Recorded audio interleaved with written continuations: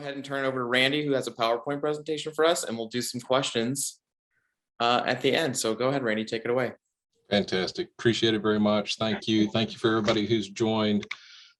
This is an exciting opportunity. I've got a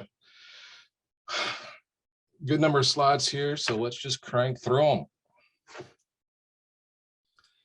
them. Just to set this up a little bit, things I'm going to try to cover: who I am, how we got here, where my work comes from, and where I hope it's headed. The process, everybody asks about process, the actual exhibit, and then some other works and projects that I have on the horizon. Just real quick, I won't spend a whole lot of time on myself. Wilkinsburg resident since 2014. We actually moved to Pittsburgh in 2012 from Clarion, Pennsylvania. Myself, Denise, and Cooper. We took Cooper from a 21-acre farm down to a 800 square foot apartment as a puppy. So that was, I think, was more adjustment for him than it was for us. By day, I'm an analyst. I make pictures with data. I do data visualization. So all day long, I'm doing something that's fairly art related.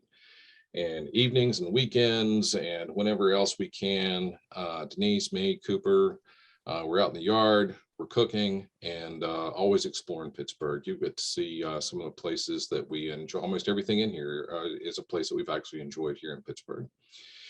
I've been an aspiring artist since 1982 is about the closest point I can put on it. And we were talking about the as we were producing the video earlier.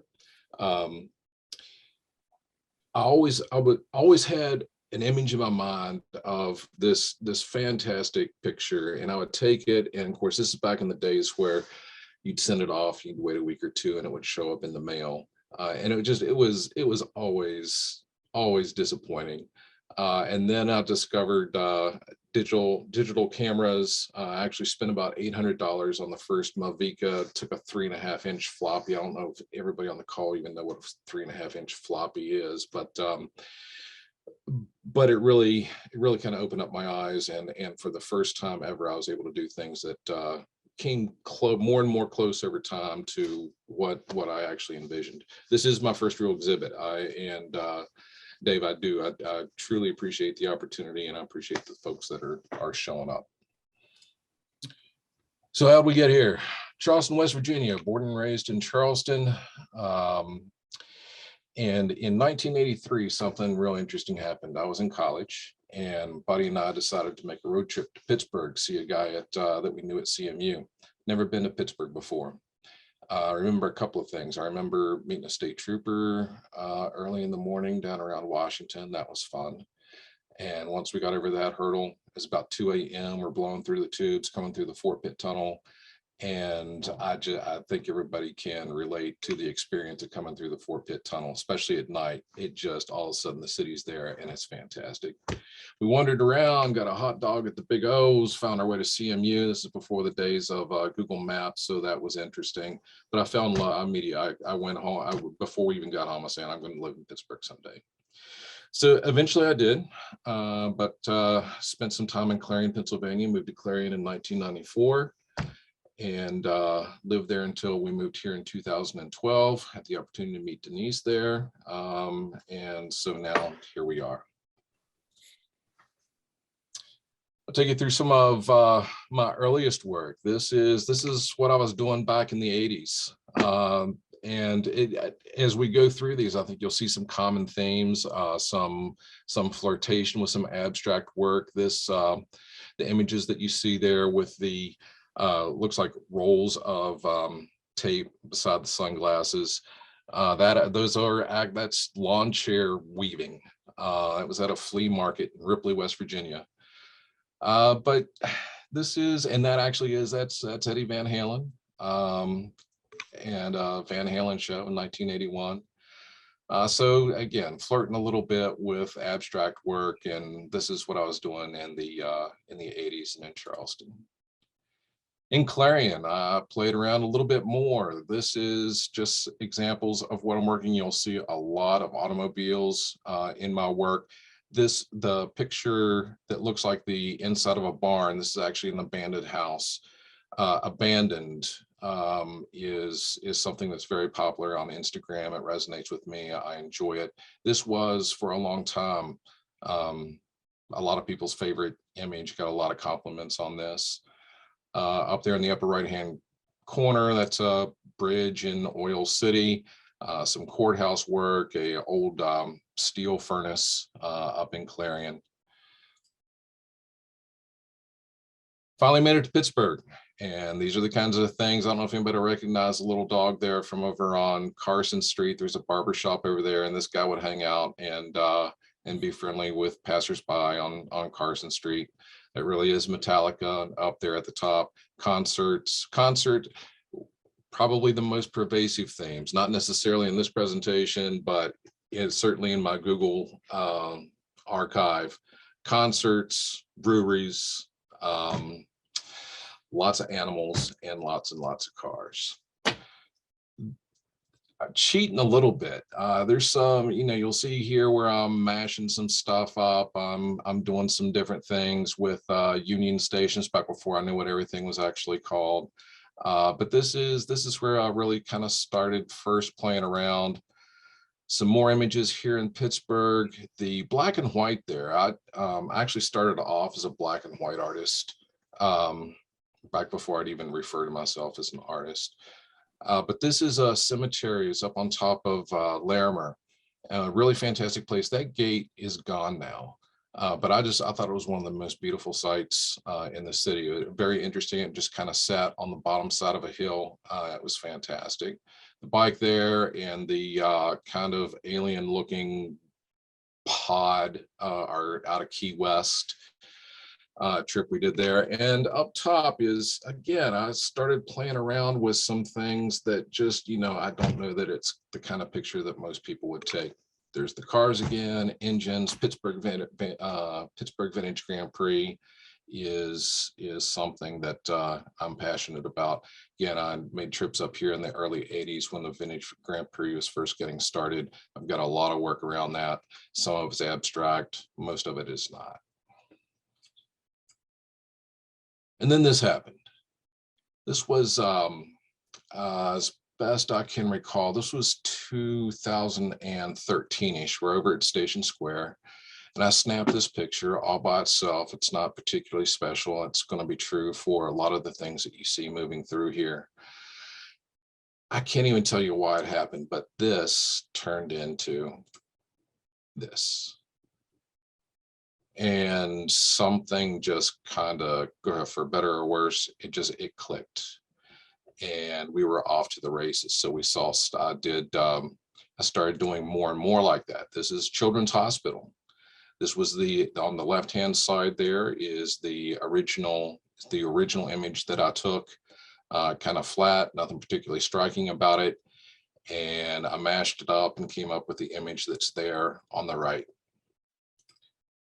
Lots of photography downtown. This is the K&L Gates building. If you've been downtown, you know what this is. One of the things that distinguishes my early work is the blue borders around things. I kind of evolved to do black borders, and now I really do borders at all. It's very unusual to see a border in my work. But again, this is the very, very early days. This, believe it or not, I notice people on the call will relate to this, but on the left-hand side, this image is already processed. I added some color and such to this, but behind that beautiful fall tree on a, for as dreary as, Pittsburgh can produce some dreary days. It also produces days like this, and those are just absolutely my favorite days. That's the cathedral learning behind the tree. And this is one of the images that I finally, I love this picture best for the longest time. And then November 30th, 2019, Abstract Pittsburgh was born. I Created an Instagram account. I had more and more images that were kind of going this route. And this is the first post on Abstract Pittsburgh from November of 2019. And we were off to the races. To date, right now, status 381 posts. I post almost daily. It's as much a form of relaxation as it is to reminisce and enjoy the city. We'll talk some about the impact of COVID on my work, if not on me. 780 followers, post nearly daily. And the way I tend to set this up is from the iconic to the mundane. We'll look at some fun stuff in here, literally stuff just on my desktop. Structure, color, shape, tone, and it's all about the city that I love and other cities that I love. So I was doing this kind of work and I saw a call for artists, and next thing you know, I've got a show to do, right? Art all over. Casey Droege, am I saying that right, Dave? Sure are. All right. And the WCDC. I've really, one of the things that's interesting as a Wilkinsburg resident, people say, well, what part of town? You say Wilkinsburg. And you can almost anticipate what the reaction is going to be. I have become a passionate advocate of Wilkinsburg. Wilkinsburg takes it on the chin for a lot of things, but there is a tremendous amount to be proud of in Wilkinsburg. The community is fantastic. Some of the best food in the city. Nancy's Revival in particular, I will mention them by name. There's not another breakfast place that is better than Nancy's Revival. Anyway, ended up with a show to do. And so then I'm also prone to maybe a little bit of overthinking on occasion. So I lent regular structure to it, right? What do I want to do with this? What are my goals? Again, this one, the post daily is nothing new. I tend to do that, and I will it is rare. If I'm not posting on Friday Eve, on a Thursday evening, something important's going on or something's wrong. We're sitting at about 780 followers right now. I'd really like to use this as an opportunity to push that over 1,000. I do have aspirations, bucket list, to do an album cover and a craft beer label. Talked about the breweries. You'll see some of those coming up. I'd really love to do both of those things. I actually had a buddy reach out to me about an album cover last Saturday.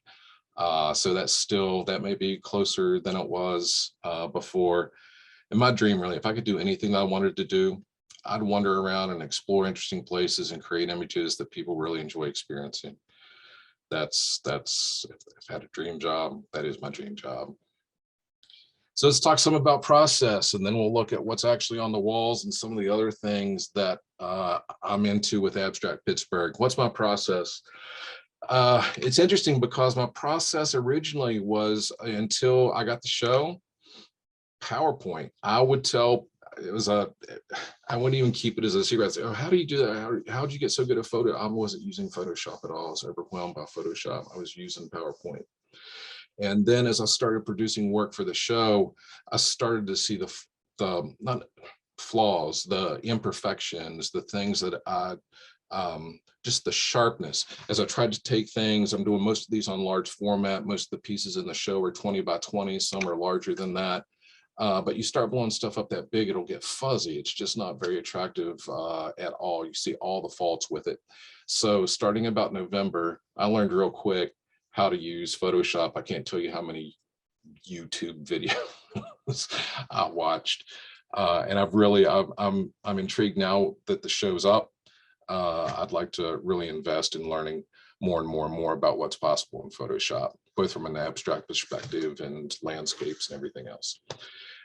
Not real complex. I'll almost always adjust the exposure. I'll crank the contrast. Tended to do it all the way 100%. I would blow it out with as much contrast as I could, a little more subtle with that now. Also, Photoshop's a little more powerful. I'll apply some sharpening, same idea with that. Used to just crank it to 100. Now it's not always that. I've gotten much more nuanced with the color saturation again in Photoshop. I've got more control over that.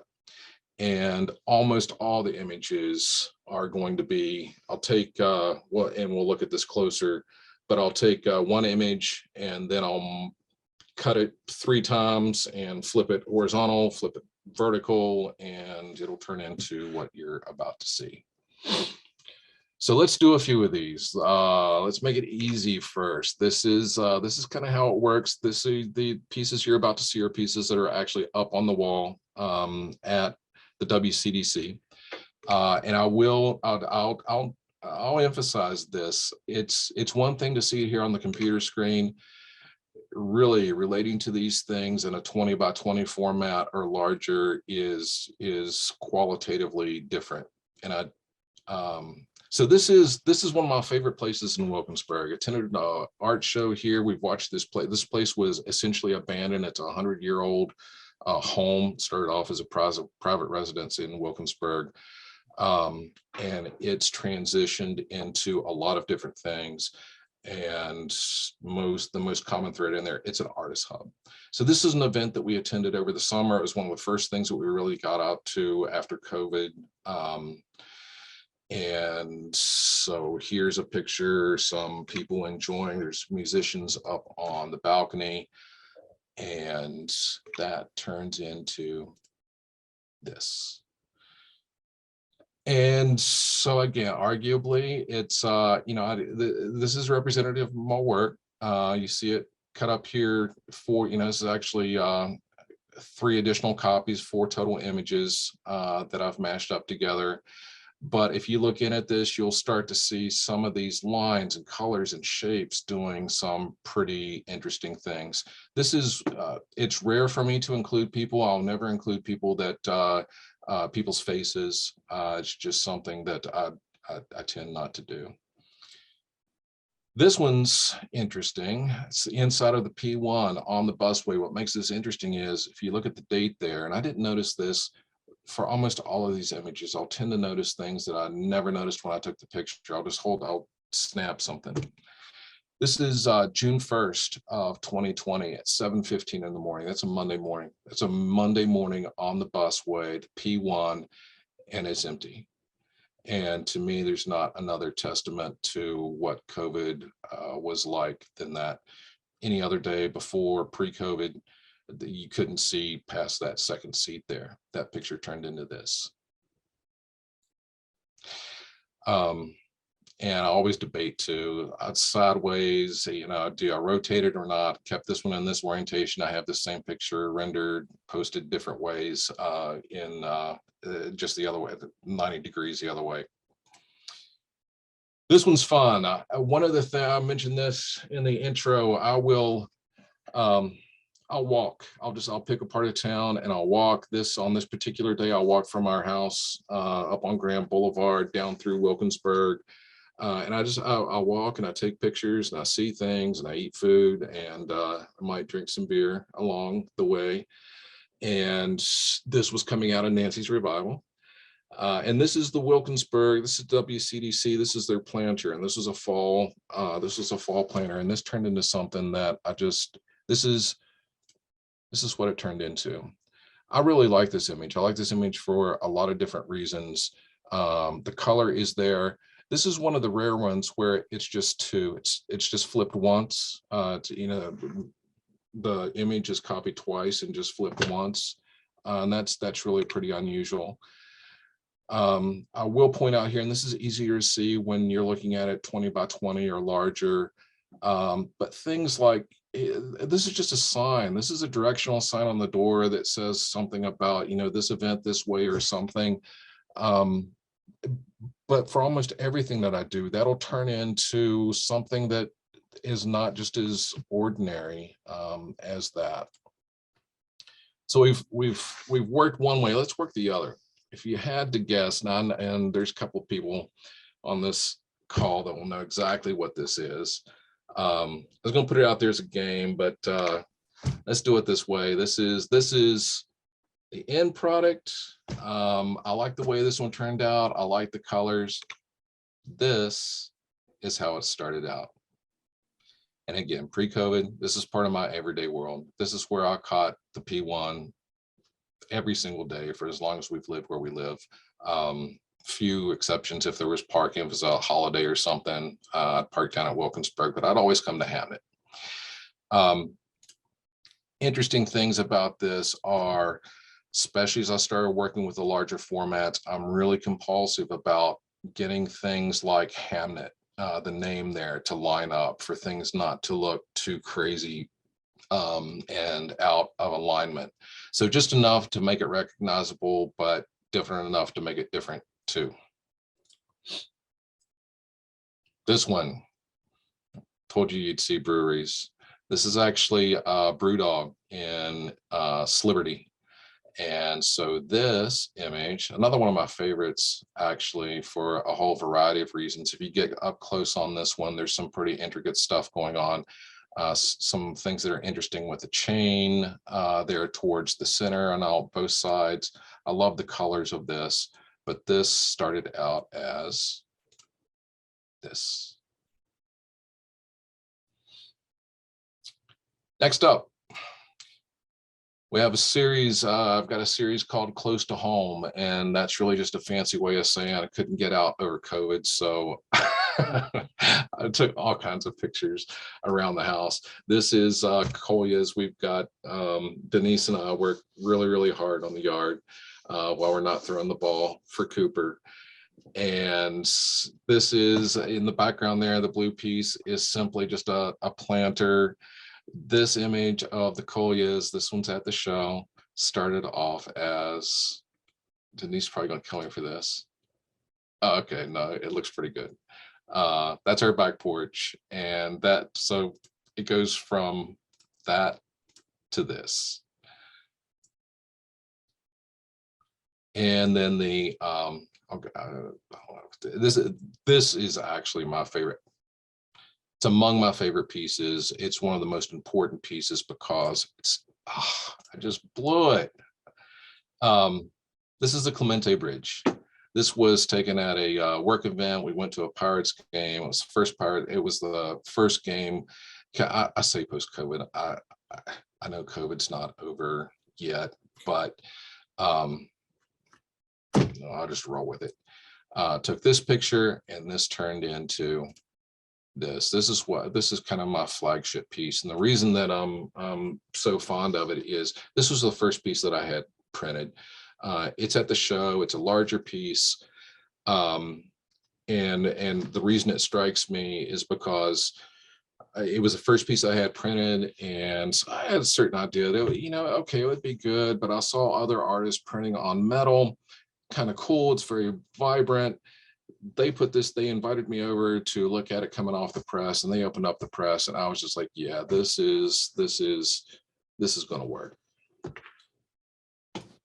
So other pieces at the show, this one that I'm featuring here in the center, this is literally, I rarely, if ever, construct a photo. I am almost always just literally holding my phone up, I'm taking a few shots, and then knowing that I'm going to sit down, relax, and be able to and see what I can turn it into.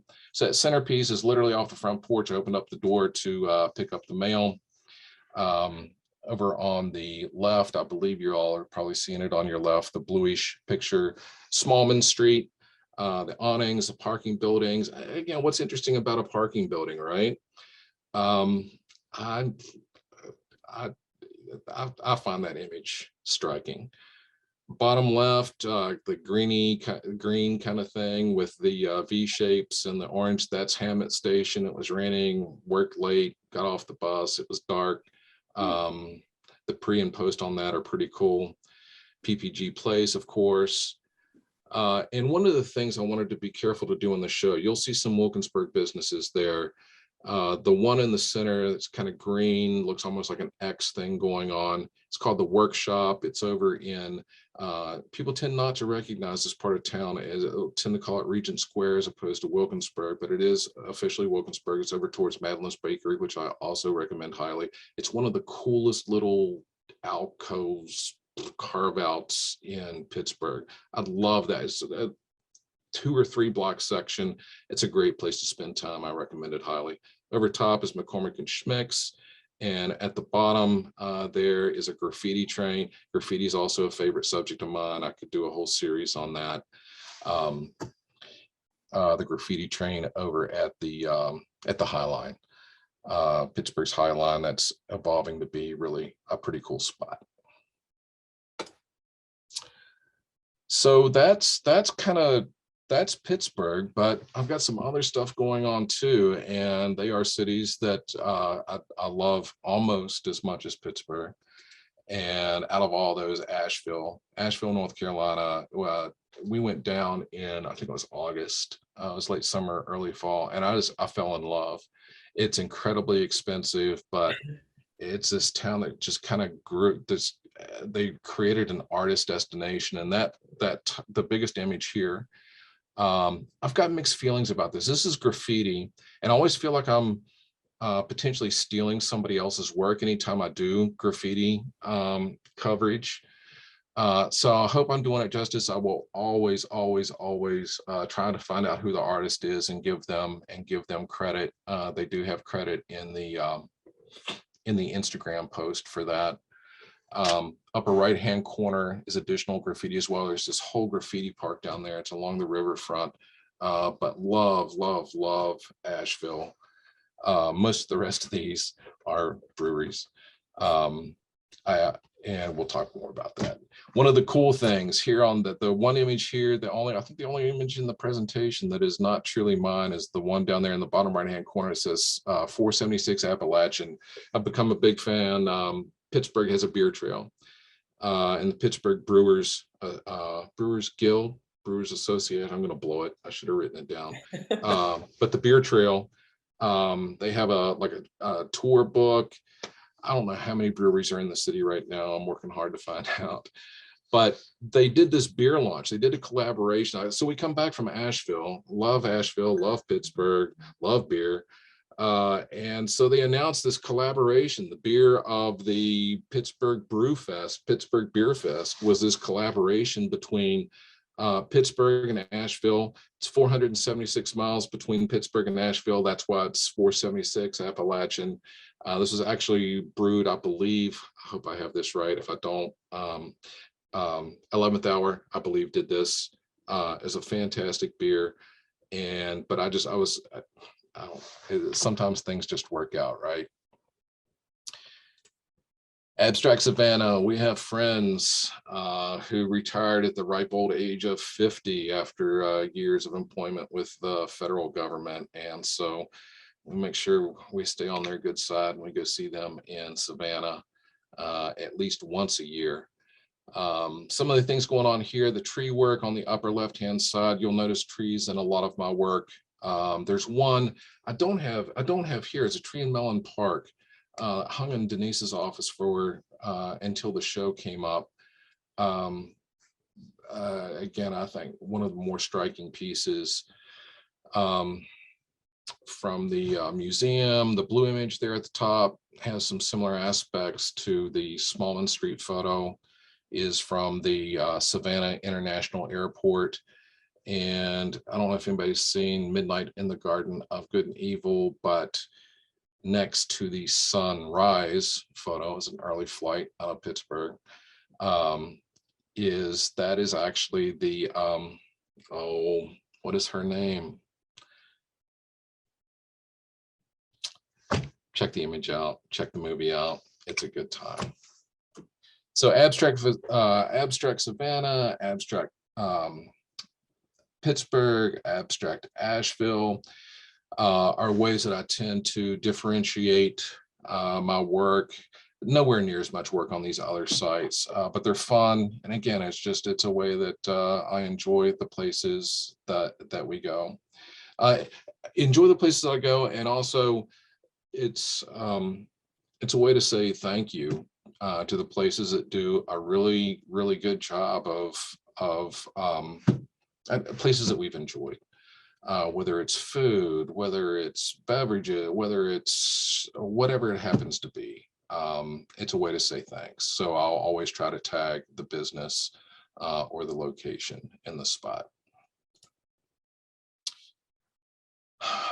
I don't have a series for this yet, but I do use some common hashtags. You'll see these. There's abstract breweries.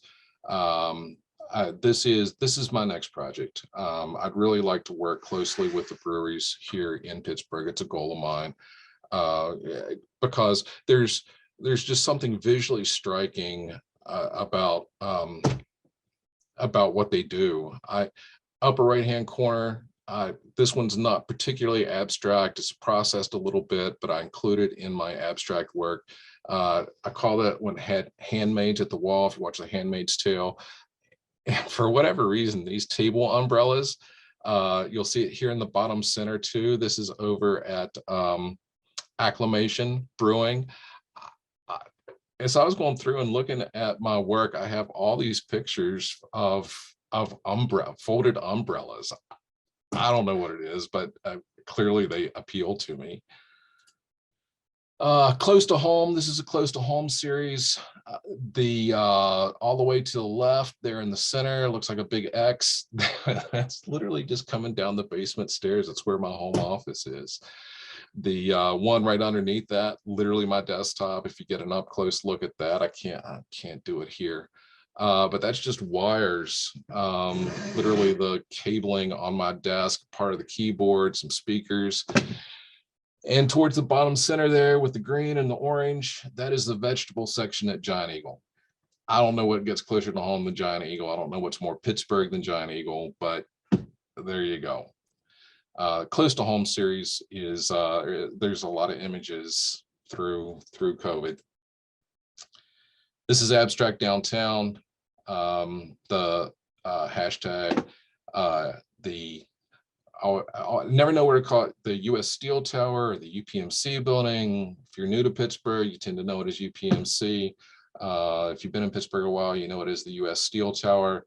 Gaijin, extraordinary place. This picture does really interesting things when you look at it closer. I have abstract bridges too. We're actually going to look at that. This one that looks kind of like a monster mouth or something is part of that. The one that looks kind of like a tattoo, this one's fun because I took that from the bridge over top of the river walkway headed down into the park. I thought that one was fun. Again, all of these are really a whole lot better blown up. But I kind of throw them up here on the slide. I was trying to save time. Otherwise, I would have ended up with like 182 slides, right? There's only 2 or 3 more left, so we're good. Abstract bridges. What says Pittsburgh more than bridges? It's a city of bridges, -1 recently, unfortunately. But this covers the gamut. There's a couple here that are among the very first images that I did, and then the one there in the center. This one's actually competing with the Clemente Bridge. Is this the Clemente Bridge? Yes, it is the Clemente Bridge from an entirely different perspective on an entirely different day. Of course, I have a few of the David L. Lawrence Convention Center that I'm really fond of. I think are really pretty interesting. And saving a little bit of time, but that's kind of where it's where we end up. I couldn't do this presentation. I couldn't do this show without saying thanks again and again and again to the thoughtfulness really of the Art All Over program. I don't think people tend to regard Wilkinsburg as an artist's community. There's an incredible number of very, very talented, very, very earnest artists in Wilkinsburg. I think that Casey Droege and WCDC have done a fantastic job of selecting and featuring and giving some of these artists the opportunity to be a part of a show that they might not otherwise have. I mean, who gets a gallery show, right? It's really something to see. I appreciate it for myself, and I appreciate it for the community. We'll be in the Lohr Gallery space, be there on Saturdays. I'll be there, I think more Saturdays than not. I tend to be there from 12 to 2. I'll be there on this Saturday from 12 to 2. I'll be over at Nancy's trying out food for a reception that we might put on too. So But February 12th to April 2nd. And that's what I got. All right. Thank you so much, Randy. It's definitely a great presentation, and I'm sure you're tired of talking at this point. Some very kind words about the WCDC and the Art All Over program, so I very much appreciate it. I have a couple of quick questions for you after sitting through that. Sure. From moving past just like some traditional questions, do you take all the photos with your phone when the moment strikes you, or do you go out planning to take photos? Every single one of my pictures is with a phone.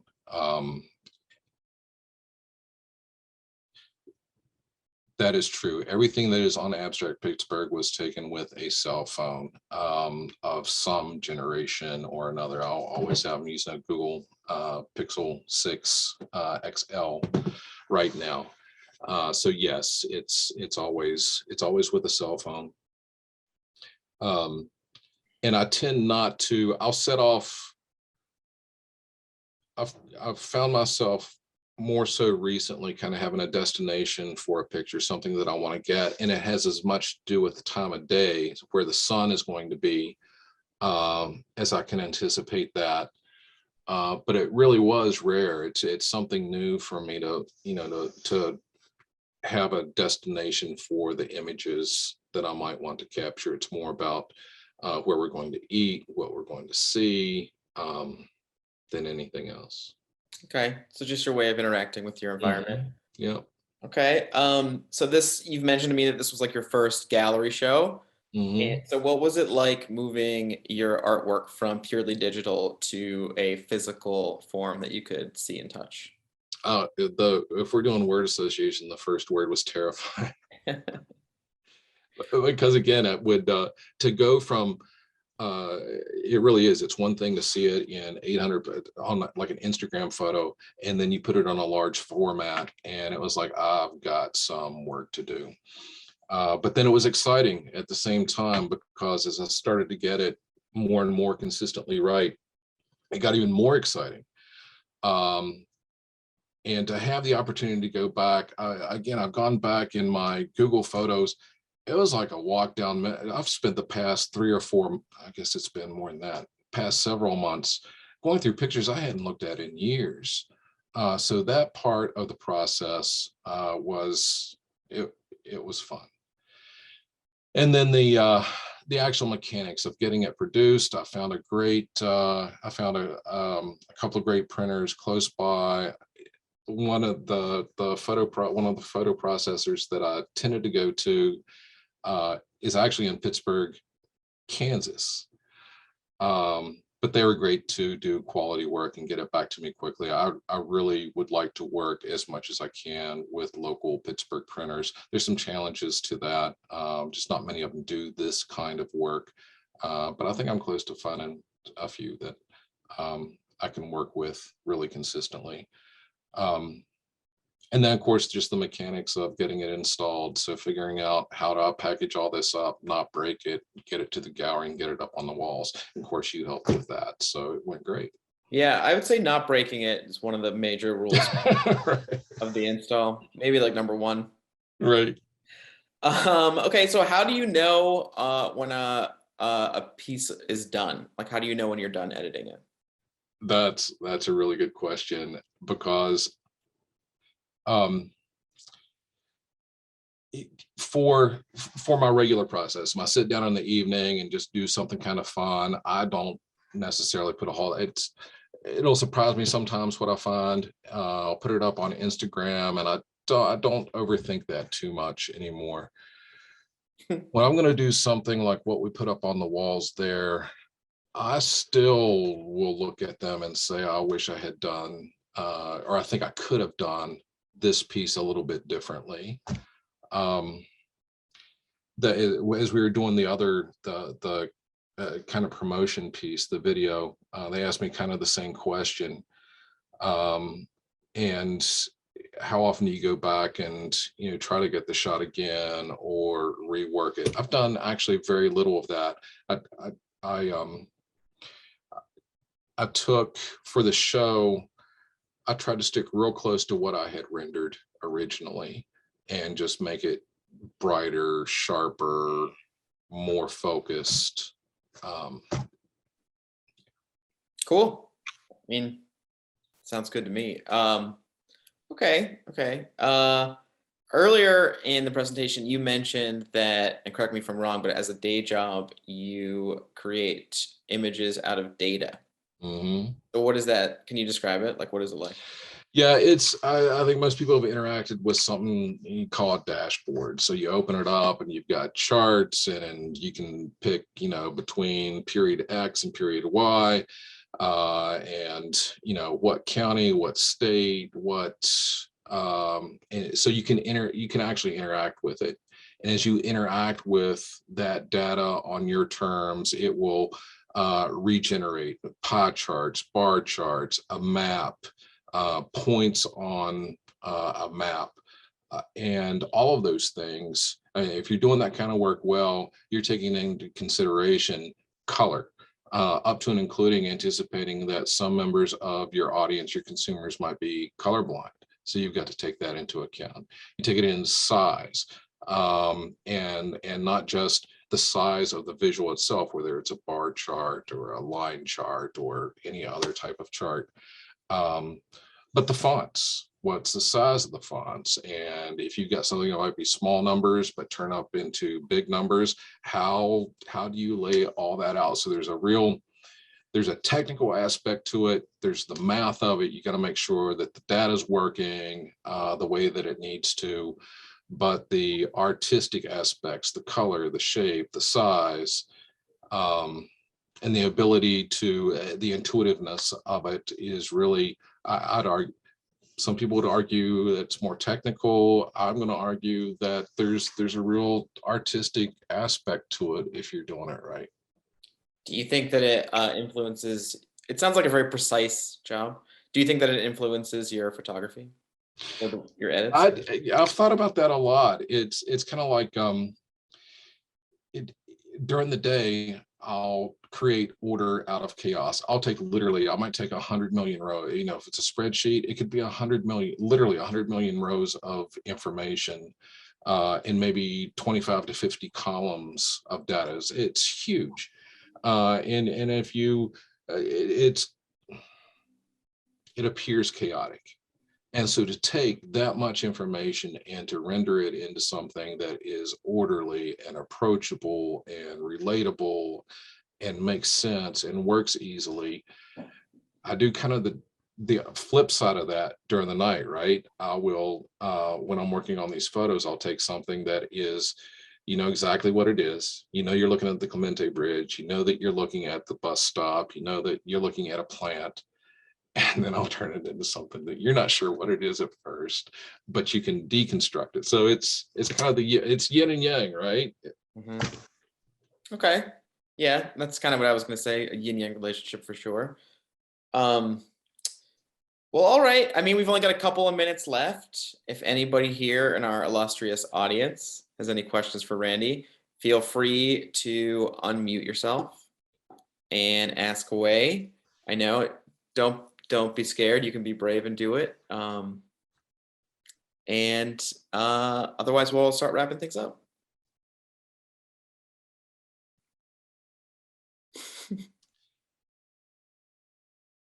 There is somebody that I've not thanked.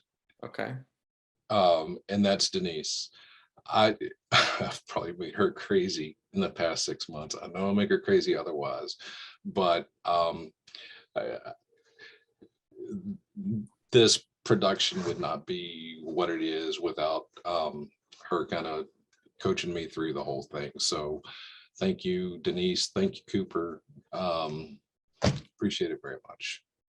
It's nice. I didn't mean to cut anybody's questions off, but that's it. Oh, Valerie Copeland. Valerie, go ahead. You should be able to unmute yourself.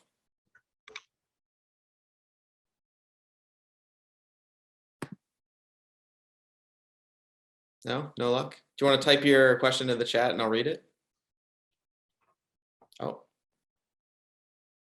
Okay. Yeah, Oh, there we go. There she the is. colors are so vibrant.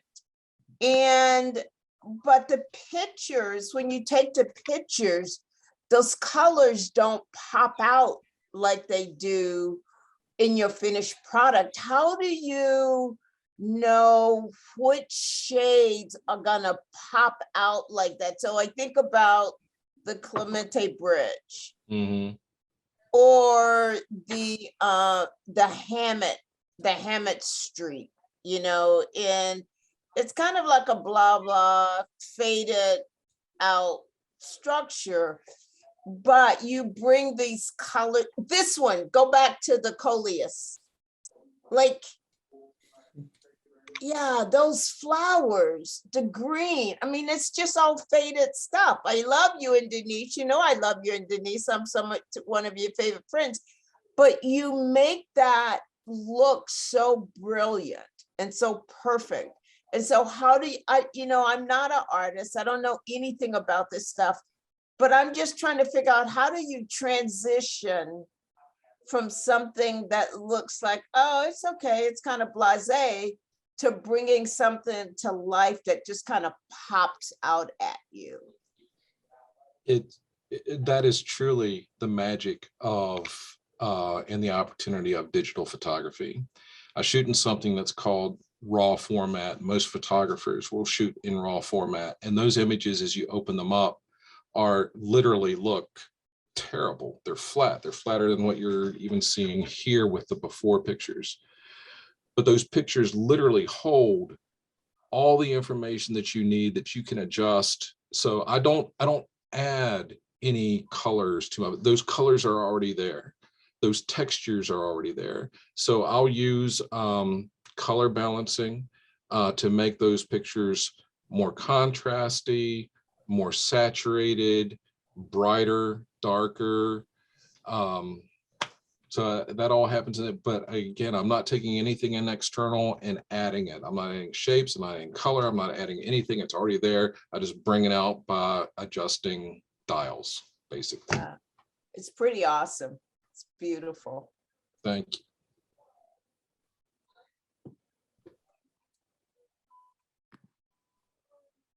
You got some praise from Olga in the chat.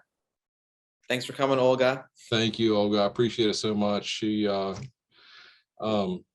thank you. All right. Well, I want to specifically thank Randy for putting together this wonderful PowerPoint presentation and walking us through your process and spending, 45 minutes talking about yourself. Not always the easiest thing to do. Right. Shout out to Marley Gallagher, the WCDC, talking to us in the chat. And I'm sorry, Randy, I did not mean to interrupt you right there. No, I would just say I was agreeing with you. It is not the easiest thing to do. I would invite everybody to go and check out Randy's show if they haven't. It's up through April 2nd, every Saturday from 12 until 5 p.m. at the WCDC's Lohr Gallery, which is in downtown Wilkinsburg at 725 Wood Street. And I think that about does it. Thanks everybody for coming. And yeah, I invite you all to go check out in person. Thanks a lot, Kyle. All right. Thanks. Yeah. I appreciate everybody coming. Thank you so much. Yep. Take care, everybody.